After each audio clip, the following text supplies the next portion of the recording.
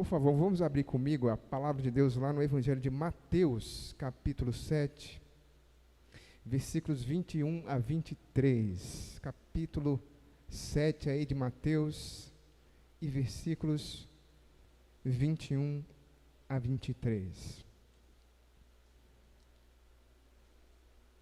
Você que está em casa também, acompanhe conosco, abre a sua Bíblia se você puder. Preste atenção. Essas aqui que são palavras do Senhor Jesus Cristo, que tem essa coloração apocalíptica, porque a gente vai ver aqui, ele está no final de um dos seus maiores discursos. Mateus capítulo 7, versículo 21 a 23, eu vou fazer já a leitura aqui, e você acompanha comigo na sua Bíblia. Nem todo o que me diz, Senhor, Senhor, entrará no reino dos céus, mas aquele que faz a vontade de meu Pai que está nos céus. Muitos naquele dia vão me dizer, Senhor, Senhor, nós não profetizamos em seu nome, e em seu nome não expulsamos demônios, e em seu nome não fizemos muitos milagres. Então lhes direi claramente, eu nunca conheci vocês. Afastem-se de mim, vocês que praticam o mal. Esse é o texto, meus irmãos. Eu queria que você então orasse, pedisse a graça de Deus sobre nossas vidas, que sejam alguns minutos aqui de meditação com a ajuda do Espírito Santo, e a gente crê na atuação do Espírito Santo. Ele inspirou esse livro que é a palavra de Deus, e Ele mesmo faz essa palavra saltar dessas letras e se gravarem no nosso coração. Hoje à noite eu quero falar, meus irmãos, sobre as aparências enganam. Vamos orar então ao Senhor. Ó Pai Santo, querido, nós estamos aqui mais uma vez, Senhor, rendendo esse culto a Ti, Pai, abrindo as Escrituras, com esse desejo, Senhor, de sermos por ela impactados, porque cremos que a Bíblia é a palavra de Deus, Pai. Nesses dias em que muitos têm se levantado de todos os lados, pregando as doutrinas das suas próprias convicções, das suas próprias emoções, aquilo que mais é agradável aos ouvidos das pessoas, aquilo que mais vende no mercado, Senhor. Nós não queremos parte, Senhor, com esse tipo de evangelho. Nós queremos beber a fonte da água viva que está expressa na palavra de Deus. Faça isso conosco nessa noite também, Pai, que cada um de nós, ó Deus, saia daqui impactado, Senhor, por Tuas palavras, e a gente saia também confrontado e regenerado, alcançado, renovado, Pai, em Tua presença, em nome de Jesus. Amém. Amém, meus amados irmãos. A gente está aqui no finalzinho de um dos discursos mais importantes do Senhor Jesus Cristo. Você já ouviu falar no Sermão do Monte ou Sermão da Montanha, um grande discurso que marca aqui o início do Evangelho de Mateus. Muito provavelmente Jesus se utilizou da acústica de um sopé da montanha. A gente não sabe exatamente qual é o local, mas nesse discurso ele concentra aquilo que há de mais bonito no Evangelho, na ética do cristianismo. A gente não precisa gastar muito tempo aqui para lembrar você de passagens aqui que foram ditas. É nesse mesmo discurso que o Senhor Jesus profere a oração do Pai Nosso, né? A gente já gastou aí, numa oportunidade ali na metade do ano, a gente ficou aqui 2 meses estudando cada uma das frases da oração do Pai Nosso. A gente viu a profundidade, a riqueza daquelas palavras, né? Mas Jesus também faz uma grande confrontação da lei, e principalmente daquele tipo de tradição judaica que os fariseus, que os saduceus, que os religiosos tinham como lei de Deus, né? Amarás o teu próximo como a ti mesmo. Jesus enfrenta questões difíceis como o adultério. Jesus enfrenta situações que muitos pastores hoje em dia estão pegando a esquina, estão se desviando para não causar incômodo nos ouvidos mais sensíveis. E não é por acaso, meus irmãos, que aqui no finalzinho do Sermão do Monte, o Senhor Jesus decide tomar essa decisão, ele decide dar um fechamento para esse grande sermão, de maneira que aplique profundamente no ouvido dos seus discípulos, para que haja aplicação prática. O que é que o Senhor Jesus resolve fazer? Ele, então, fecha esse discurso mostrando a doutrina na realidade, a realidade prática dos seus ensinamentos. Você percebe aí que no finalzinho do discurso, o Senhor Jesus fala da existência de duas portas, dois caminhos, dois tipos de profeta, um falso e o verdadeiro. E aqui no versículo 21 e 23, o Senhor Jesus, pode não parecer inicialmente, mas ele está falando da aparência, ou de dois tipos de discípulos diferentes. Então, duas portas, dois caminhos, dois profetas, dois tipos de discípulos. Ressaltando aqui que existe um tipo de espiritualidade que parece ser piedosa, parece ser espiritual, parece ser dada ao sobrenatural, mas não é. Um dos grandes estudiosos, vários estudiosos, na verdade, apontam que a gente tem aqui um discurso incisivo do Senhor Jesus, porque é Jesus que está falando que Ele mesmo é aquele que vai julgar os segredos dos homens no último dia. A gente depreende isso da afirmação do versículo 22. Muitos naquele dia vão me dizer. O Senhor Jesus se coloca como Deus, já em Mateus capítulo 7, dizendo que Ele julgará os segredos dos homens. E a gente vê aqui, nesses 3 versículos, que não são muito fáceis de digerir, né? São um pouquinho difíceis. A gente vê um Jesus que não é fofinho. A gente vê um Jesus que não é um Jesus que povoa o pensamento de algumas pessoas. A gente vê o Senhor Jesus como o Senhor Jesus de fato é. Jesus que é misericordioso, mas o Senhor Jesus que também é Deus, que não tergiversa, que não faz meias palavras, um Senhor Jesus que chama os discípulos para a responsabilidade e aponta a dificuldade do caminho até o céu. Então eu queria convidar você, meus irmãos, nessa noite, a partir desses 3 versículos, a gente observar 3 enganos das pessoas a respeito do julgamento final. 3 enganos de vários chamados cristãos, das pessoas que povoam, que estão nas nossas igrejas, né, sobre o próprio julgamento de Jesus, como Jesus as vê, como Jesus as considera, e como será esse julgamento no dia final, no último dia. Então, de maneira bem objetiva, eu quero mostrar para você, primeiro, que um dos enganos, ou o primeiro engano, seria que o coração de Deus é atraído por palavras piedosas. O primeiro engano que as pessoas cometem é desfeito por esse texto aqui, por essas palavras de Jesus, é que o coração de Deus pode ser atraído com algum tipo de palavra piedosa. O versículo 21, Jesus começa arrasador, começa enfático, dizendo: nem todo que me diz Senhor, Senhor, entrará no reino dos céus. Isso é chocante, meus irmãos, porque o que uma pessoa diz sobre Jesus não é o suficiente para convencê-lo. Jesus está dizendo que ele não se impressiona com as aparências, que ele não é movido por palavras carinhosas, que, como Deus, Jesus não se deixa levar por conversinha mole, que Jesus sabe o que está acontecendo nos lábios de quem está falando.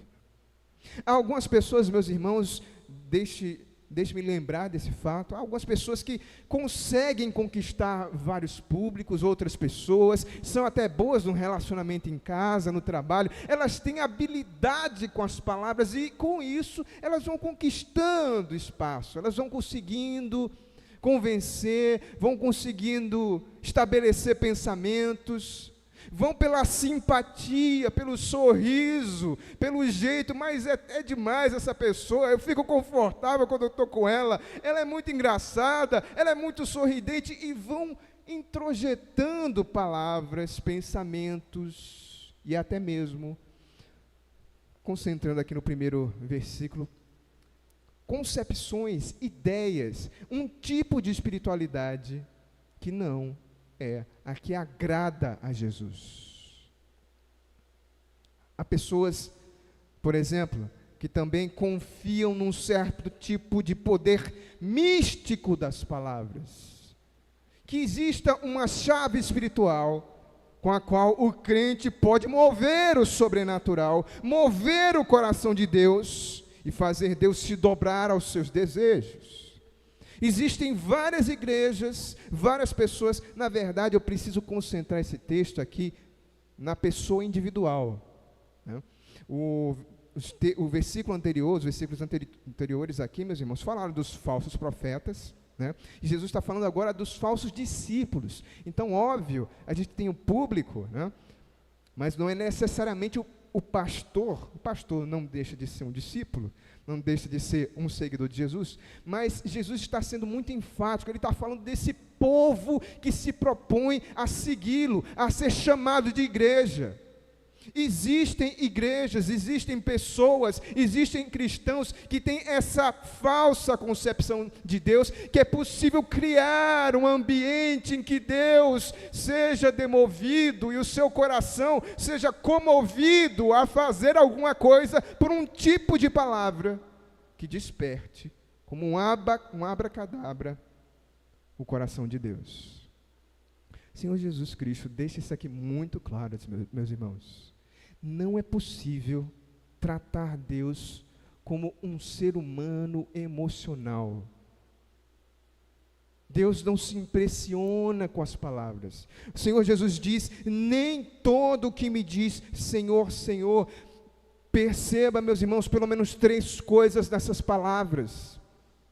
O Senhor Jesus aponta para a piedade da palavra. É dirigido diretamente para Jesus. Senhor, Senhor. Não existe intermediário, não existe uma tentativa de fazer uma curva, não existe nem mesmo a heresia de dizer que não é Jesus, é João, é Pedro, é José. Não, é dirigido a Jesus. Parece piedoso, parece porque está estampado a palavra Jesus, mas o conteúdo está esvaziado, não está ali, a pessoa de Jesus.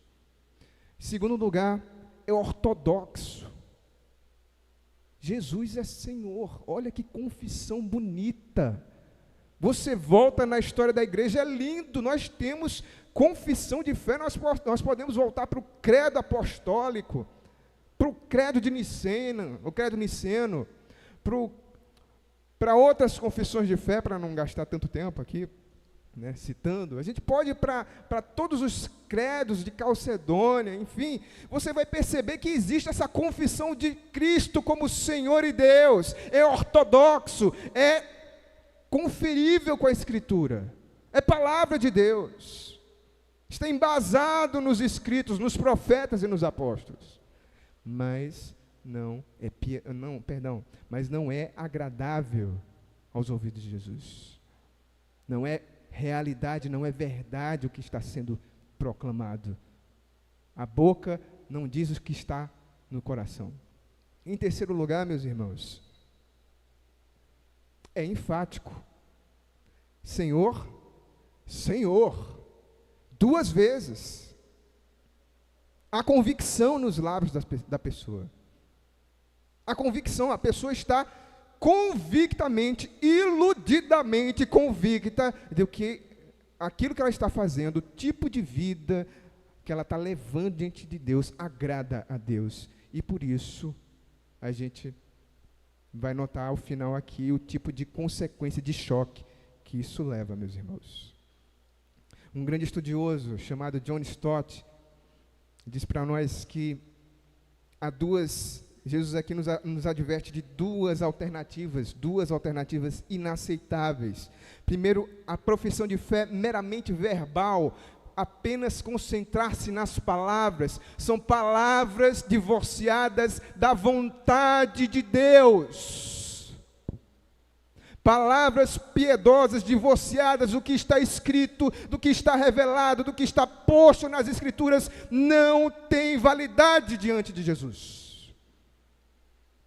Você pode ostentar um cristianismo lindo aos ouvidos, uma fé interessante, fervorosa, mas qualquer tipo de adoração que não esteja prescrita nas Escrituras é falsa, é inaceitável diante de Deus. Não passa de um devaneio da cabeça de homens. E nós precisamos, meus irmãos, cuidar para que a nossa fé não se baseie no que é interessante no mercado de hoje em dia. Para que a gente não caia no que está sendo ofertado por aí. Ah, mas não é certo, mas dá certo. Vamos continuar com John Stott. John Stott disse que a gente precisa ter cuidado com a profissão de fé meramente verbal, nos versículos 23 e 24, e também com o conhecimento meramente intelectual, que está exposto para nós aqui, nos dois fundamentos, a casa construída sobre a rocha e a casa construída sobre a areia, nos versículos que vêm depois. Na verdade, diz John Stott, ambos constituem um disfarce da desobediência.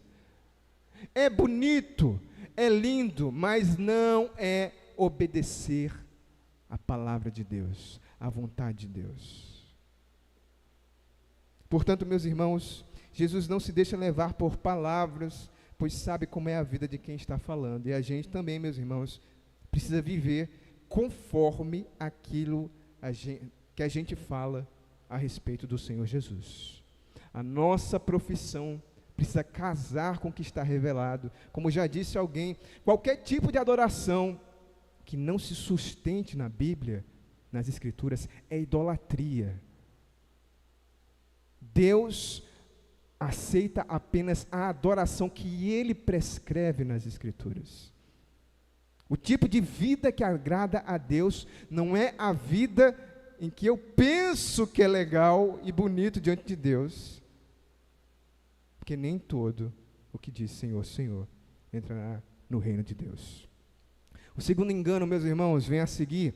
O segundo engano das pessoas é que a fé e os dons miraculosos são prova do agir de Deus. O Senhor Jesus Cristo continua dizendo, versículo 22 agora, muitos naquele dia vão dizer, Senhor, Senhor. Perceba o montante que Jesus aponta. Muitos naquele dia vão me dizer, essas pessoas estão argumentando diante de Jesus e elas agora vão usar as atitudes, aquilo que de prático elas fizeram, como a sua espiritualidade se desenvolveu, em que tipo de perímetro, qual foi o efeito prático daquilo que elas criam, o que deu a evidência do que estava em seus corações. Olha, Senhor Jesus, diz o Senhor, muitos naquele dia vão puxar o currículo espiritual diante de mim, dizendo o seguinte, 3 áreas são destacadas aqui para o Senhor Jesus, meus irmãos. Nós não profetizamos em seu nome, em seu nome não expulsamos demônios, e em seu nome não fizemos muitos milagres. Perceba, meu querido amado irmão, que em nenhuma dessas áreas de atuação há problema algum.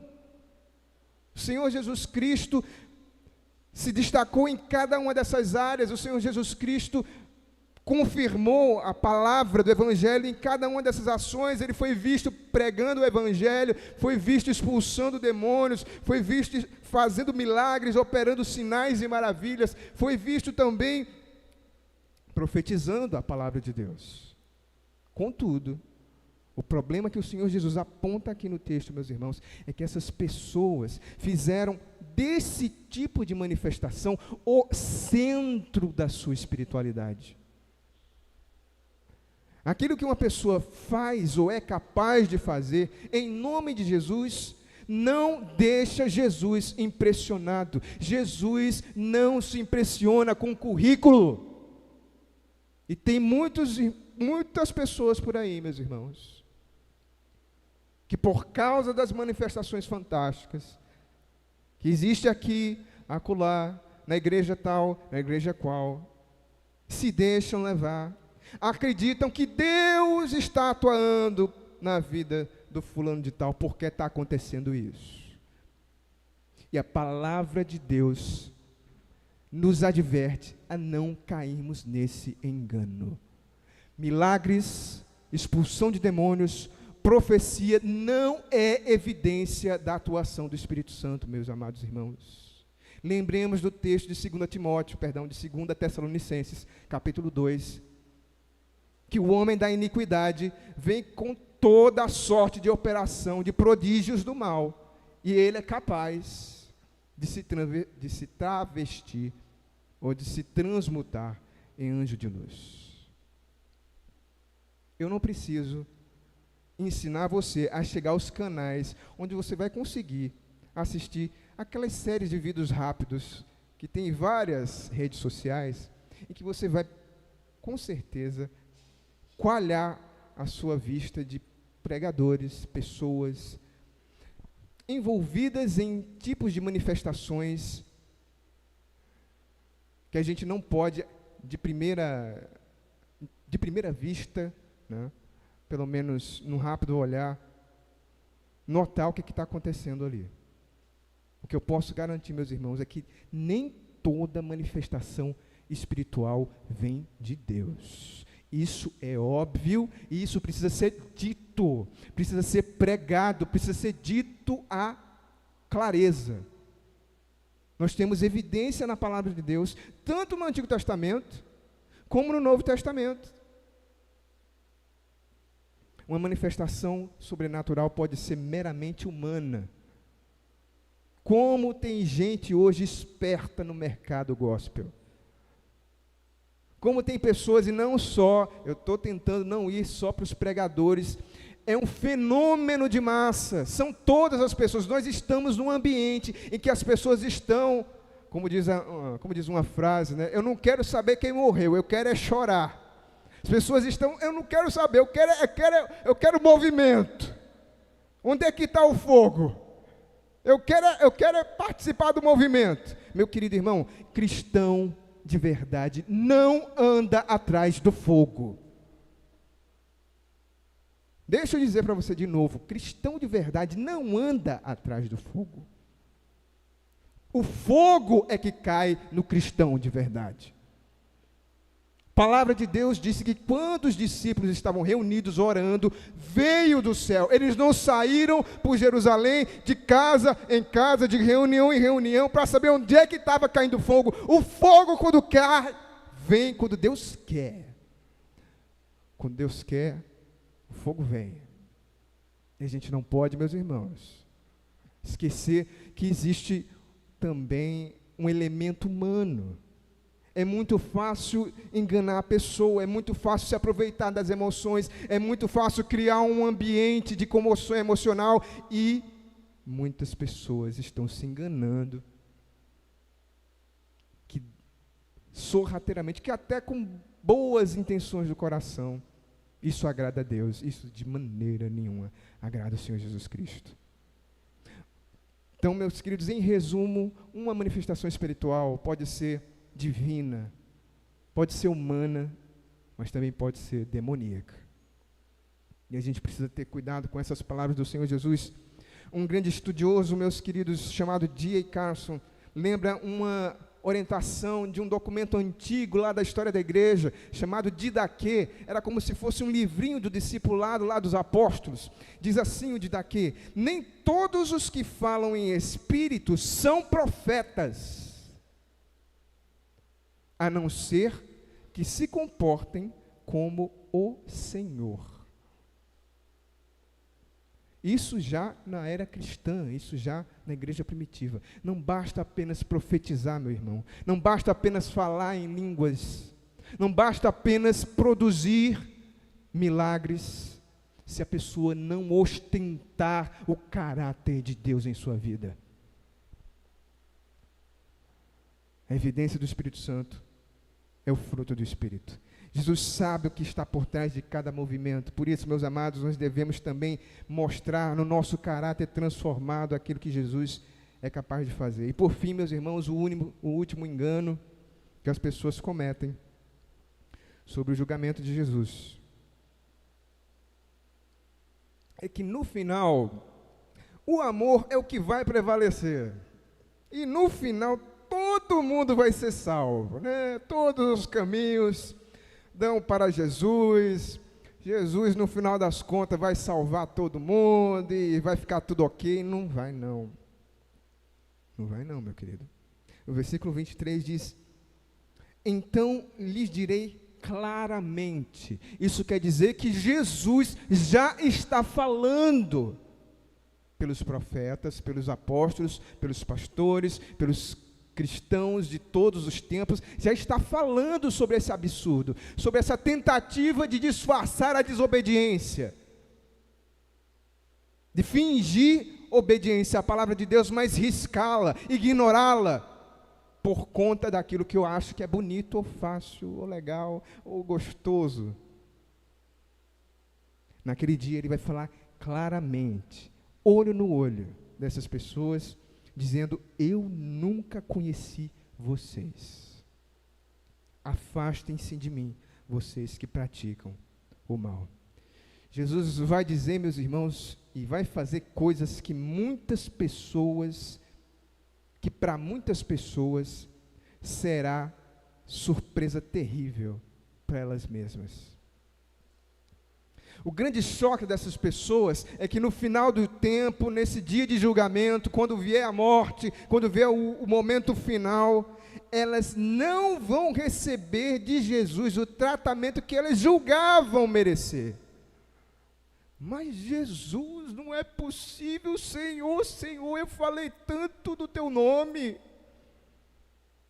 Peraí, Jesus, vamos contar aqui, eu fiz isso, eu preguei o evangelho, eu profetizei. Afasta-te de mim.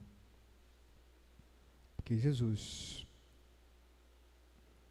não se demove com aparência. Não conseguirem um lugar disfarçado no céu também vai ser uma grande decepção. Eu termino aqui com o pensamento do Warren Wiersbe. Ele fecha aqui o pensamento central desse texto, dizendo que o teste final não é o que pensamos de nós mesmos, ou o que os outros pensam de nós, mas sim o que Jesus dirá a seu respeito. O que acontece no final, meus irmãos, é o que realmente importa para a vida inteira. Vamos fazer algumas aplicações aqui no final para esse texto. Quero deixar aqui então 3 lições práticas para a gente levar para a nossa vida, para a gente não sair somente imaginando que a gente viu apenas a explanação de um texto. Primeiro, vamos tirar para a nossa vida a primeira lição. Ponha em prática aquilo que você diz que crê, meu irmão. Jesus está dizendo para nós nessa noite, igreja, que nem todo que diz Senhor, Senhor entrará no reino de Deus. O que a gente precisa fazer? Mas aquele que faz a vontade de Deus. Vamos colocar a Bíblia em prática na nossa vida, meus irmãos. Aquilo que os nossos lábios dizem, a boca do crente anda junto dos passos. O pé anda junto da boca, quase não sai. A mão acompanha. A gente é conhecido pela nossa prática, por colocar em prática o cristianismo.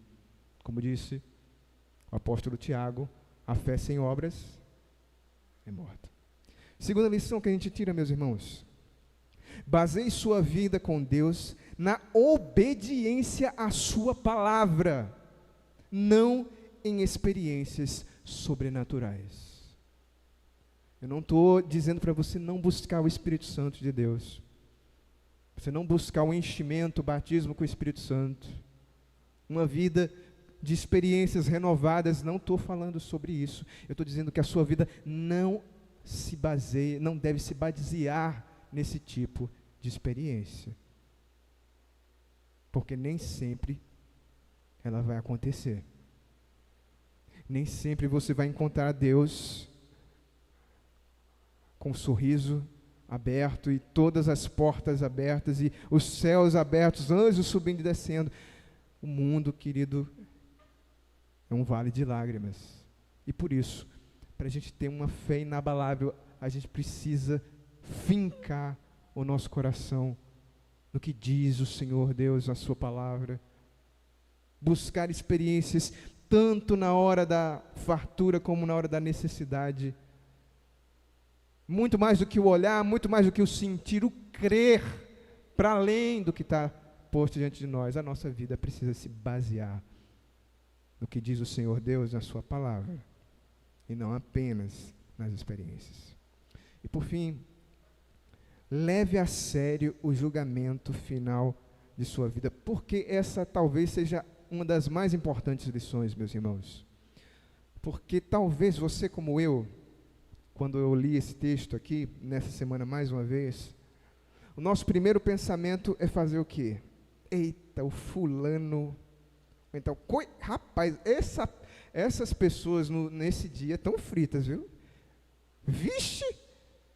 E tem gente que nesse dia vai ser assim, Jesus vai dizer isso. E a gente nunca se coloca no lugar do texto. A gente sempre acha que é o publicano batendo no peito e nunca é o fariseu, né? Leve a sério o julgamento final da sua vida. Faça um exame nessa noite do seu coração. Escute a voz séria do Senhor Jesus e leve a sério a sua vida com Deus, meu irmão. Porque naquele dia muitos dirão: Senhor, Senhor, e ouvirão: eu nunca conheci vocês. Afastem-se de mim, vocês que praticam o mal. Mas aqueles que praticam a palavra de Deus vão ouvir uma frase completamente diferente. Vinde, benditos de meu Pai, para o reino que está preparado para vocês desde a fundação, desde antes da fundação de todas as coisas. Ter Jesus na vida, meus irmãos, é falar e fazer aquilo que Deus manda. Que o Espírito Santo abençoe a nossa vida em nome de Jesus. Amém?